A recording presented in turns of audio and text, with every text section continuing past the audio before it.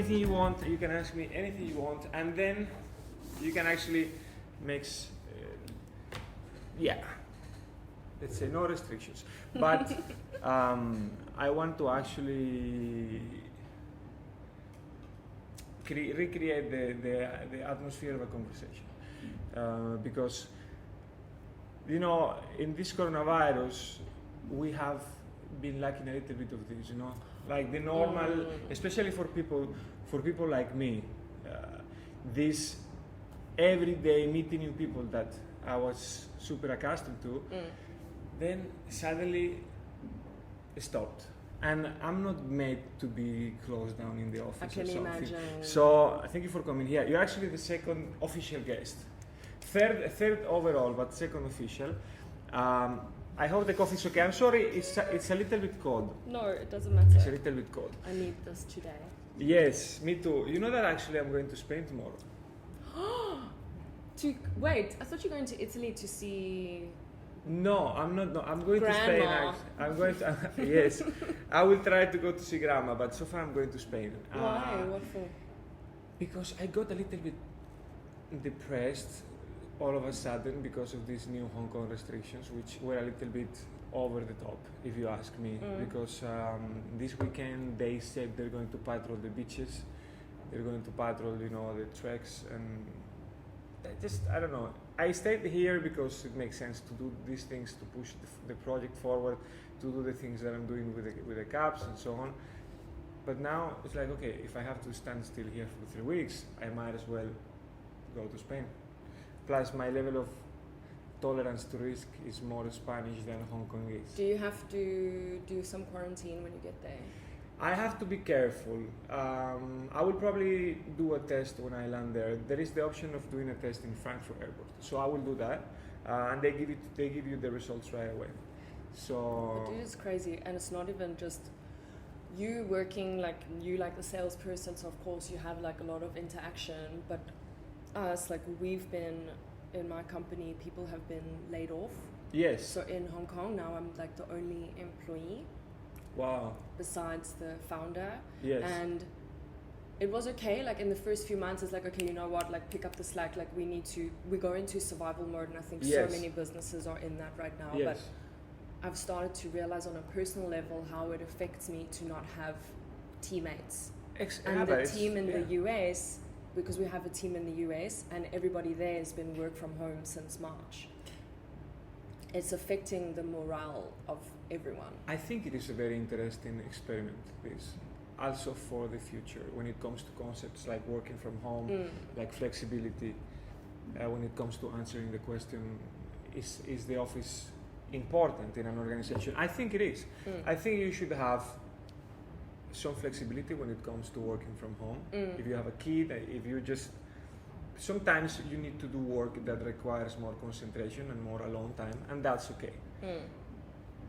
And then if you can save a little bit of time in the commute, or that's also okay. But you need the office. You need the interchange. For me, it's vital. This is why it's one of the reasons why I started these chats, because. You want to talk? I want to talk. I moved to Hong Kong. I moved to Hong Kong because I have stuff to say. No. It's more the desire to actually listening to people that have cool things to say. I moved to Hong Kong because Hong Kong is the place on earth with the biggest concentration of interesting people. Really? Yes. Tell me one place that has, let's say, high. Let's say that. So many places. Yeah. No, but the bar to enter Hong Kong is very difficult. It's very high. I mean, you need to have a proper job. It's very difficult to come as a backpacker and I'm going to try to make it in Hong Kong. It just doesn't happen. Either you're working, you're thriving, you were hired by a company that is normally going to pay you more than in other places, so you need to prove yourself, or you have a lot of money. Yeah. Which is, let's say, the ultimate fit then. Oh yes. But anyway, nice. No, thank you for staying with us today. My goal is to chat between 30 minutes, 45 minutes. And the person responsible for this was actually my wife. Yes. Yes, because we shared a couple of dinners, parties, and so on. But actually, we never got to talk about what you do. It was more like fun, festive conversation. How are you? Cheers! Happy birthday! Yes, and when I told Katerina that I wanted to do this because I thought that it was going to be a good experience. Saving a moment to just ask people about what they do without, how to say, without being a little bit intrusive. You don't ask about particulars of what you do in a party. It's like, who the fuck are you? I love talking about my job. But yeah, but then I'm very interested, you know. So I started thinking about this. I told Katerina, and she was one telling, you need to talk to Annika. Wow. She's a super cool girl, super interesting, and so on. And then I asked you, and you were super open, and I was super happy just from the attitude, and I thought, well, this is gonna work. And then I started looking into what you do, despite the fact that in a personal life you are into many other things, and Guido is as well, which is actually gives us many points, many perspectives. I feel like a very lazy person actually. I just want to chill. Yeah, but still, no, it's not.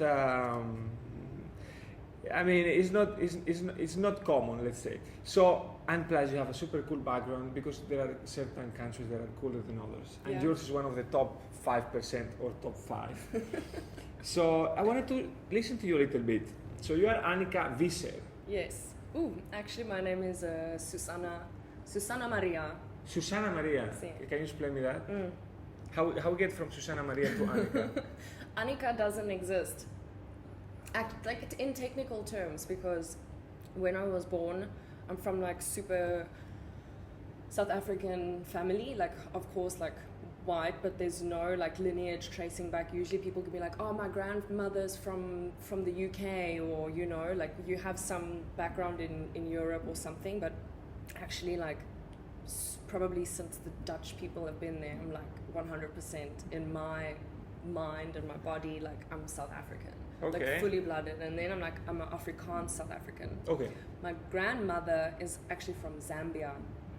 Yeah, so that's like, I'm like a white-skinned African lady. Nice. So yeah, basically I'm the firstborn daughter of the family, and it's like I think like 5th generation. Susanna Maria, Elizabeth Joanna, Susanna Maria. So my mom's name is Susanna Maria, my granny's name is Susanna Maria. Do you keep a count of how many people? How many Susanna Marias are there? My grandfather has like this lineage book that his family did because they wanted to trace back, okay, like since when have we been in South Africa? Sure. And it's like, I don't know, like 100 years or something. No, but you know how Americans, they say, okay, if you are John Livingstone, the 5th. and then the 5th and the 6th and the 7th. I haven't seen anyone going farther than 4th, but some people, even athletes, they put it on the shirt like the 4th. Are you a fucking pope? Yeah. You're not. Just okay. Sorry. I don't know what the number is, but then basically my mom, she watched this TV show about this Annika in the mountains. It's like Heidi. It was called Niklas, and I think it was a Belgian kids show. And she watched it when she was 16, and Annika gets lost in the mountains, and they go looking for her, and it's like, Annika! And it's echoing, and she was like, I want to call my child Annika. But then, like, the grandma, when I was born, was like, she's the firstborn daughter, you need to call her Susanna. So they made, like, a deal. So my ID, birth certificate, etc., I'm Susanna Maria, but my name has always been Annika. That's cool. In school, it was a little bit confusing. Not confusing, but, like, when they call over the intercom or the hall, like, Susanna Visser, and then everybody's like, who the fuck is that? So I used to hate this name, but as I'm getting older, we learn to appreciate things a little bit more. Yes, I think things are very non-romantic. But you're Spanish, you probably have 10 names. I have only 3. Okay. I have only 3. Yes, I am the least, the most economical and frugal name holder in Spain. Is the shorter option, because we have the first name that our parents give us, then the first last name, and then the second last name, which I think is something very beautiful actually, because in the Anglo-Saxon world you get your last name normally from your dad. Yes. and then the last name of your mom kind of gets fades away. In Spain, we get one from the dad and one from the mom. So actually, we keep trace a little bit longer of the lineage, and then it gets complicated. Yeah, so, because what happens when you have a child? Exactly. Then there are different options. If I am very attached to my mom's last name, I can either change the order, because now we are modern and we can actually change.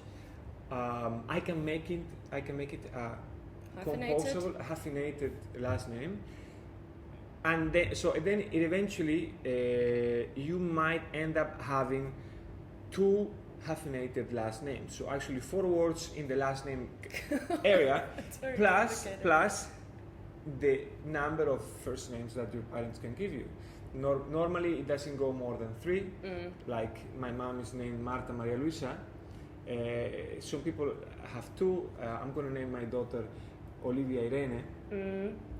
So, but in practical terms, we actually use the secondary first names just to honor someone, and we never use that. Yes, we don't call them that. Yeah. It's like Anna Amelia Palmer. Exactly, Palma. Also, she works under a pseudonym. Yes. I think Palmer should come to this. Yes, to this for one day. sure. But we are working on a project that, if it goes well, that I think it will, I think we will present it here. So I'm saving her presence for when the time comes. Is it the one Guido involved too? It is the one that Guido. So I will have, let's say, a 3-way table here. I don't know how I will arrange it, but I will manage somehow. Oh. I want to ask you about something controversial, because I think you strike me as the type of guest that will be willing to play. No, without getting into a lot of trouble, none of us. But you said, I'm very interested because in South Africa, in Africa in general, you've been having racial conflicts for a long time. So, and now the American situation has exploded. How has it influenced society in South Africa? Because it appears, I mean, to me, without entering into the merit of the facts, I see it as a local phenomenon in the US. It's a very particular project of a nation that received a lot of slaves, and then they were not able to integrate into society. Whereas in case of other countries, the context, historical context, is different. However, the claims of the protesters and the activists in America have expanded. You know, now we have Lewis Hamilton, who is from the UK, and he has adopted the aesthetics and the message of the Americans. I'm not saying it's wrong, but it's however, something worth noting. What happened in South Africa? So, I mean, sometimes I feel guilty, like, not, I know it shouldn't be like, oh, this is the white guilt, but I'm not from a rich white family. I'm from a poor white family, and yet still, because I'm born into this racial disparity, if that's the right word, like I'm born after apartheid was abolished, but is still alive today. It's like it takes so many years to correct these wrongs, and I think one thing that's really good that's happened in South Africa is it's called affirmative action. Yes. So that they're trying to actively, they want to fix that. Where in other countries, I think it hasn't been like there's no kind of laws that impose or regulations trying to fix the wrongs of the past, because slavery is wrong, and if you go back all the way back, like them taking people out of their country to be slaves, even though in that time like people weren't thinking about it as Europeans as like the whole new world, we don't understand, like sapiens is trying to, you know, becoming man. It was a different species, actually. Yeah.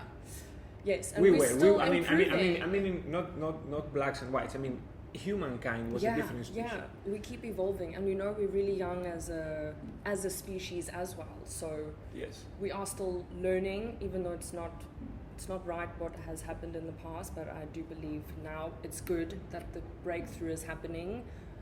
In South Africa, though, this is something we've been living with our whole life. So I'm very aware of racism, and racism is alive everywhere, not only in South Africa. Yeah. The difference is, I guess, in South Africa is that with South Africa and America is still, I don't know what the percentage of African Americans are versus the white population, but it's less. It's like they are the minority. Yes, it's where like in 30%. South Africa, like even though I'm white, I can't call myself a minority, but in terms of populace, the white people is only 9% of the country. Okay. And just to think that 9% basically fucked up everything for the whole country, and now they have to do the affirmative action against a minority of the population. And this is the only place in the world, I think, where that's happened. Where I cannot think about another example, so I think you're right. Is it working? Are you making progress? Progress, yes. So I think there's like, in South Africa, there's a growing, like a black African middle class. And what's really beautiful to me about South Africa as well is that we have 11 official languages. So it's really like, we say mengelmoes. It's like a mush of different cultures, different people. And when you get the people who's not angry towards each other and like racially biased and like pushing towards like a rainbow nation of equality and everybody living together, it's quite beautiful. So the concept is beautiful, but then we are very bothered by poverty, corruption in the system, in the government. I mean, we had our president was basically, what do you say when like the population is like, you need to quit? Like they pushed him. He was thrown out. He was thrown out by his own party members because of the corruption, and like he's building himself like millions and millions of dollars worth of villas and like private investment and stuff like that, and the people can see and they get angry and they rise up and they do something about it. But it's obviously these issues are really deep-seated. It's a sign of, let's say, hygiene within a civilization. If you overthrow your own leader, I think it's something very good. I don't see that happening in the US. If you ask me, that's the problem with the Republicans. I think there is. This is how I read it. I think in the US there is a segment of the population who is in the middle and doesn't buy this let's say Antifa neo-Marxist speech and believe that Trump is a moron. And I think that's the majority. But the difference is made by the extremes. There are people that whatever Trump does are going to forgive him because they've been probably fed horror stories. America great again. I think we should. We'll get back into that. And then there is the other part of society, and what I'm going to say is controversial, that I think lives by being spoiled and live based on wishful thinking. And because they have been spoiled, they haven't seen actually the real hardships of life. So they have been slowly becoming or developing a very thin skin. And now everything you say in America, I mean, I'm for sure some things that I said already here in the 20 minutes that we have been talking in America would make me enter into some type of landmine area. So anyway, but let's leave America away because it's quite boring. So you were in South Africa, and then you were in Hong Kong. What was the my journey? The journey. The journey was, I think that I was working as a merchandiser in Cape Town. Okay. And the company that I was working for, my boss there, he was like, I'm opening an office in Hong Kong because we were doing sourcing of discount retail. So the really nasty side of clothing production. But being in South Africa, I didn't know about that, but it's another subject as well. So then he called me, he was like, oh, hey, moving to Hong Kong, do you want to come with? And I was like, not even, okay, I'll think about it. Okay, how much are you going to pay me? I was like, I'm in. Immediately. I didn't have any second guess. And at that stage, because I didn't travel a lot, I think that I hadn't even been to Hong Kong before. So it was really just like, I knew within my soul like that I wanted something not more out of life, because South Africa has a lot to offer, but you know, I wanted to explore, I want to travel. And now looking back, it's 3 years ago, I've really expanded my view on life. And as you do, as you get older, but it's a totally, like you said, Hong Kong is full of interesting people. I mean, now if I look at the group of friends that I have, I never had any European friends. I didn't know any people from Spain. I didn't know any French people. I didn't know any Italian people. I only knew South African people. So it's been great. And that's, I guess, how I got here, on a whim, just like that. You were very lucky, because you entered into, first of all, the city is fantastic. I'm in love with the city. Second of all, it's the big leagues.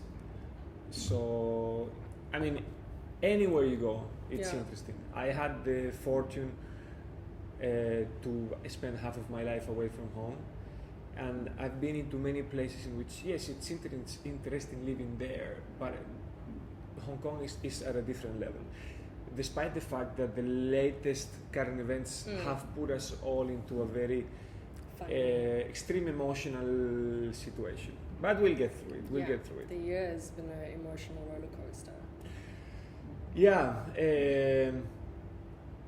it has a lot. It has a lot to do with reinventing ourselves, but not reinventing by knowing how the future will be. It's reinventing ourselves into open people, open to change. Now, before you had to do life plan A, maybe plan B. If you were very cautious, maybe you had a plan C. Now you need to use half of the alphabet. You need to have all the situation prepared. I was talking to Katerina yesterday, and despite the fact that my priority number one is living in Hong Kong and raising my daughter in Hong Kong and everything, maybe if in a year time we need to change something, maybe we need to move to Spain, maybe we need to move to Australia, maybe we need to move back to Bangkok or to Singapore. We don't know, but we have managed to make that step, that mental step. It's amazing that you even have that opportunity, right? That you could even think about that, like that you can leave a place. You are correct. Yeah. I don't think about it so often. I am lucky because my partner, my wife, let's say, but life partner, she's a little bit a different category. We are both very ready to move. Plus, we have the means. We are not rich, but we have the means because we have saved a little bit. And our families have already given up on us because we haven't been there for a long time. So it's like, Fernando, Katrina, they will manage eventually. So anyway, we'll see how it goes. How are you managing the fear of the virus? Are you scared of the virus? I'm more at this stage irritated by the virus because it's like, you know, we can't do anything, we can't go anywhere, we can't, I mean, travel, there's also like, you know, luxury talking, but I want to go back home, I want to see my family, like my grandfather's in the hospital, and then like I had the thought the other night, I was like, I don't know, like, will I be able to go back home, like, can I see him? Like, is something going to happen? So all those types of thoughts is very negative. But I think that the businesses, and it's a time for a change as well. And apart from the fact that I like you, I was very happy that you came to talk to me because I think your company is very interesting from the approach. I'm going to prove my interest. I have been reading all of the things, just and trying to study because I thought it was very nice. That's incredible. Last year I was working with Sonite Surfaces, the company that made these caps. Sonite Surface, for the people that are seeing us, is a company that develop new materials made with a high percentage of upcycled raw material. In this case, this is made from rice husk. And since I started working with them, I became ever more interested in companies that had a different business model. Yes. And your company, I wrote down here. You've done your research. I should quiz you. No, please. It goes against the normal type of doing business of I produce something, I try to sell it to you, and my success will be measured by the number of items that I sell to you and my turnover at the end of the year. The interesting thing about Unspun is that you don't sell a product, you sell a methodology. You sell the reason behind. You're trying actually to make people to buy less. But I want you to tell me and to tell everyone what Unspun is. Okay, so at the core, there's 3 levels of the business. So the last one, I think that you don't even know about because it's not really out there, but we have basically a brand called Unspun. It's a direct-to-consumer, custom-fit denim brand. Okay. What that means is that we only produce a pants, or we produce once we get an order from a customer. So basically, at the fashion industry level, we're trying to break the mass production model because it doesn't work. It works, people's making money, but in terms of if you look at the inventory cost, now all the companies, the retailers are shutting down. With COVID has just increased, like a kind of proven the business case for this even more. That people is spending, I don't know, they waste around 15% of all fabric that's ever made is wasted due to the way that it's cut. Then they have about 30% of unsold stock, B-grade goods that's sitting on the factory floor, and this is all money that's gone there. It's labor that's been paid, not enough.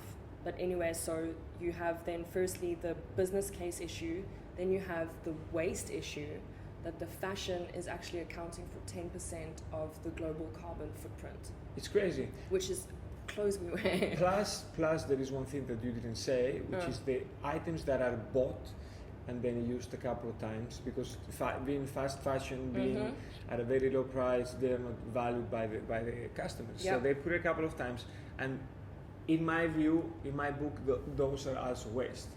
Yes, of course. That's the post. There's like waste just all around the whole production and selling and end of life of clothing. And then people's thinking, oh, okay, we can donate this clothes that I bought from I don't want to say the companies, but anyways, we can donate these. You can. Well, maybe not because you work from Unspun. But some of the companies is like, I would say H&M, but actually, like if I start to talk about H&M, they're also doing a lot of good things. It's like they are actually one of the people or the companies that are investing a lot into new technologies and investing in startup companies. Actually, we are not one of them, but like we were part of the H&M Foundation. Yes. And now we launch a pilot, but maybe I can get to that later. So basically, what we do is we use technology to kind of show that the on-demand custom production model is a viable solution. Okay. And how that works is you come for a 3D body scan. From the body scan, we take the measurements, we create an avatar, and then in the 3D world, we have a software that will then write the code for the pants on your avatar, and we can print out the pattern, and we can cut and sew the jeans. And you get to customize like your fabric, the thread colors that you want, the waist height, the fit, the hem length, now we're releasing also like washes, and everything is super intentional, like from beginning to end. I love it also, not only because you reduce the amount of waste that is generated, but I'm thinking, and this I haven't read here, it changes the retail experience. Yes. Because when going to buy a pant will become something like when you go to the building material shop and you choose the tiles and the wood and the marble for your house, and it becomes a more sensory experience instead of just this dreading, trying on, putting on and putting off pants. You go into the fitting room, and something you that's take not your fitting shoes, doesn't fit, you feel bad. So when you go there, you can see pictures, you can touch the fabrics, you can see the models, and then you have something delivered to you which is tailor-made, which makes you feel very special. Yeah, and I mean that's the last reason why we did it is because of the exclusivity of fit, because I mean, you know, we've been like the fashion industry or the apparel industry has standards, and it's like, okay, you're a small, medium, large, extra large, but actually if you look at people's bodies, there's no standard size. So sizing is in that sense discriminatory, because I would say that I have like an average body type, but I never used to buy jeans because always like my thighs are bigger and my waist is smaller, so I have to buy a bigger size to fit my thighs, and then my waist is too big, so I have to tailor it in. Okay. So, I mean, I don't know, you are I'm relatively tall, so I am discriminated by the world, and I want to make a point of explaining this to people. The world is made for short people, okay? Or average, who to me are very short. I'm not that tall, I'm 195. Okay, it's a little bit tall. But the tables, the chairs, the airport seats, I'm going to start a movement. The problem is that there is not enough tall people that go to the streets, and you know, I was going to say something that is going to create a lot of backlash, but this is something I tried the app actually. Yes. I don't know how it works, because did you receive my I took the 3D scan at home. It's actually quite nice. I will put the link to the app so you can check it out. So you make a video of yourself, a video. It's images with a depth sensor. Okay. Yeah. And then that goes to someone, I guess. So basically, we own the technology of actually from the avatar to make the pants. Okay. Okay, so that side, like the brand. Then we work with the 3D mobile, the mobile scanning, phone scanning. So phone scanning companies, and it's actually quite new for us, because there's been like mobile scanning, like phone scanning, like scan your body in 3D. There's many companies that do it, but because we actually want to create custom fit clothing from that, not just do a size recommendation, it needs to be accurate. So we work with a really, really small company called In3D, and we have like a linked platform. So we're building an app with them. So basically you'll do the scan. It needs to have the depth sensor in the camera. So, I mean, it's not really like, you do the rotation, and it will take a few pictures, and then from there it maps the measurements and it creates an avatar of your body. I see. So then we can basically have the measurements in 3D. And Perfect. we can use it to make pants. Nice. But when I did it, did you receive my avatar, or how does it work? Because you sent me a message. Like So basically, because we linked up with the scanning on the back end, so I'd get like the information, be like, oh, this person, like these emails scanned, are they your customers? And then I'll be like, oh wait, hey, I know that email. Like sometimes if we don't know the email, we'll know, because customers generally reach out like, okay, I've done the mobile scan, so then they link it to an order. So I saw the email, and then I went to check, because I was just to make sure, and then I realized that it was you. But then the guy said that you scan with your clothes on. So I should do it. Naked. No, nice. I'm joking.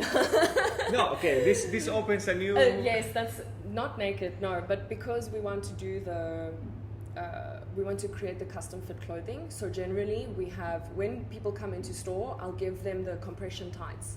Okay. Yeah, so it's just that you're wearing like the form-fitting clothing, your jeggings or leggings or boxer or whatever. I need to do it again.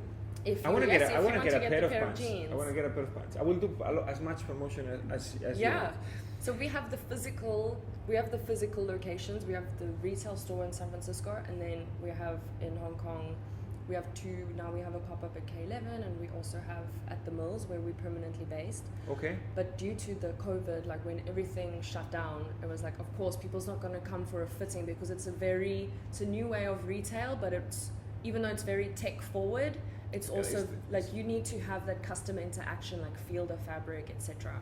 And this is the reason why we released the mobile scanning, because now it opens it up for people to be able to do it from home. Wow. And I mean, for me, I just want the fashion industry to become a force for good and stop this like bullshit of like overproduction, excess inventory, B-grade stocks, you name it, all the waste. And I like this this technology, I believe, can be implemented in all the different apparel categories. Doesn't maybe like we starting it with jeans as like a little bit of a disruptor in the industry, but I hope that other companies also adopt this idea. I think so. I think everyone should be more polite in life, if anything, and I think wasting stuff is being totally unpolite. It feels bad throwing away things. Yeah. Even with food or anything, when you have some food in the fridge, you try to make a dish with those ingredients because it feels bad to throw them away. Yes. Why shouldn't we do the same thing with clothes? Yes. Because at the end of the day, they are resources, they are liters of water. I don't think I'm saying something crazy. How many liters of water do you use for a pair of jeans? Like 9,000. I mean, yeah, like in general. In general, yes. plus all the color that goes into the water, chemicals, and so on. energy, etc. But there are many companies that's improving those production methods. Yes. No, guys, I'm not going to go through everything because we will not have time. But I strongly recommend you to check all of the information in the Climate Plus section of the website. You read that? I read everything. Good. A lot of very interesting facts. And facts in these times of crazy news and fake news and counter news, I think they are important. What is the lead time? So I buy. I make all of the choices. So you choose the type of the cut, you choose the color of the fabric, you do the scan, you put your name. You can actually put your name into the jeans. Yes. And then how long do I have to wait? So for the regular, because we do only rinse washing on our fabrics. Yes. Because we also didn't want to have like all the chemical washing. So for that one, it's fabric wash before. It's 2 to 3 weeks. Okay. Yeah. Reasonable. Yes. And then we also have now like the wash because people want to have like the faded look. So I really searched long and hard. It took me 1 year to develop a wash, but now because of we need to put a certain amount of pants into a batch together. So for the washed ones, we're saying like more like 4 weeks. Okay. Yeah. Look, in my case, there would never be a problem. I think humans need to become a little bit more patient. Some people will find the 4 weeks a little bit too long. But I think it's perfectly okay. No, okay. I think it's very nice. Like always with interesting people, I think the time. I mean, we've been talking for a while, and it feels very short. Yes, I know. So, let's do one thing. I'm going to order a pair of jeans. And then we are going to make a video micro presentation or whatever to see how it really works. Okay. What do you say? Unspun, if you want to sponsor this video and do a great hefty discount, I will be very happy to accept it. Yes. So please talk to your managers. No, I can do it. No, it's fine. I'm happy to pay for these good initiatives. So okay. I don't know if I didn't introduce to you the fact that guests have 3 rights when it comes to this talk. Number 1, they have the right to interrupt me whenever they want and they can ask me things. They are extremely encouraged to ask me an inconvenient question because I think they just make the show a little bit more interesting. And then I'll let you have the final words of this chat so you can convey any message that you want. Inconvenient, yes, but first with the inconvenient. The inconvenient question. Yes. I don't know, now like I'm just looking at you. What's your plan for your hair? Well, that's actually very convenient. It's a constant fight with my wife because I think she says that enough is enough. Okay. I never had long hair in my life. But now after a year of suffering and looking like crap. Why? Because when your hair is in the middle, it looks very bad. You don't know how to dress it. Yes. Then you're not taken seriously by business people. So after I go through all of this, I say I might as well just have it Jesus Christ style. Oh yes, JC Superstar. Yeah, JC Superstar. Okay, just cultural fact. My birthday was themed Jesus Christ Superstar. That's the reason. So yeah, I think I want to have up until here. You really are gonna look like Jesus, or what we think Jesus looks White like. Jesus. White Jesus. We need to specify because we should leave Jesus. My brother also looks like Jesus. I mean, he was actually very charismatic. So I hope if I get 1% of his charisma, I'm very well off. Thank you. So thank you for coming. Yes. It felt very short, which is a very good sign. I'm very interested in what you do, and I'm going to see you around. Let's go through this difficult phase in Hong Kong as best as we can. And now I leave you the camera. You can actually choose the one that you want to tell something to our people. Ah, by the way, no, there is one more right. You have the right to actually suggest me another cool people that I don't know, so they can come to the show when I come back from Spain. Like you said, Hong Kong's full of cool people. Choose one. All of our friends are super cool. Who would you want to see on my show? Which topics are you interested in? Like, you know what I do? I do architecture and design. I'm interested in all that has to do with made in Italy, made in Spain, sustainability. I have deep interest also in mental health and physical health and the application to business. But even if there is something off topic that you think is worth talking about, my door is always open. I mean, for me, I also really love the topic of psychotherapy and all of that. So I actually have a friend who is a psychotherapist in Hong Kong. Okay. And her name is Claire. Claire. Yeah. So Claire, we're all please come buildings. talk to us one day. Yeah. Okay, I'll get in touch with her. Can you pass me her contact? Yes, okay, good. I can. Thank you very much. Yes. So what do we say to the people? What do we say? Was it a good experience? Good luck. Good luck with life. Yes, thank you so much for having me. It's been a pleasure. Really, yeah, but I feel like we have so many things to say. We'll do a new one. Second season. Have a good day. Thanks a lot. With your jeans. Yes, with the jeans. We do the other one with the jeans. Okay. Perfect. I mean, thank you. How was it? Nice, but I mean, how long